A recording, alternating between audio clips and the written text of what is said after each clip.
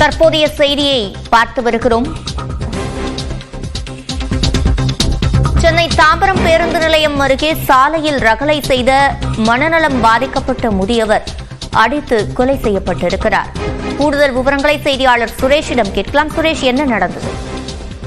அதாவது சிவரஞ்சனி, சென்னை ஐநாவரத்தை சேர்ந்தவர் ரங்கநாதன், வயது 60. இவர் சற்று மனநலம் பாதிக்கப்பட்டதாக கூறப்படுகிறது.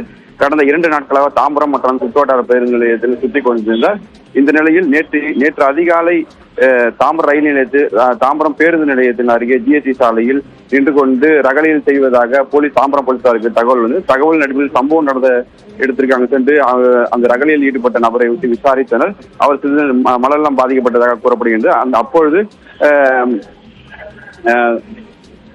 அப்போது காரில் வந்த 2 நபர்கள் தண்ணீர் பாட்டில் வாங்குவதற்காக அப்போது அந்த ரகளையில் செய்த நபர் வந்து அந்த இருவரையும் தாக்க முற்பட்ட போது அந்த 2 நபர்களும் அவர்களை தாக்கி கீழே தள்ளினர். அப்போது தலையில் பலத்த காயம் ஏற்பட்டது. உடனே 108 ஆம்புலன்ஸுக்கு போலீசார் வந்து தகவல் தெரிவித்து தகவலின் அடிப்படையில் 108 ஆம்புலன்ஸ் வந்து சோம்பேட்டை அரசு மருத்துவமனை கொண்டு சென்றனர். அப்போது அவர் அங்கு பரிசோதனை செய்து பார்த்தால் அவர் ஏற்கனவே இறந்துவிட்டதாக தெரிவித்தனர்.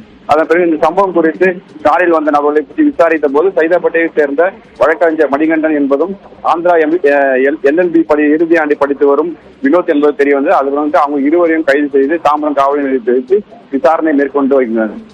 சிவரஞ்சனி, விவரங்களை வழங்கியமைக்கு நன்றி சுரேஷ்.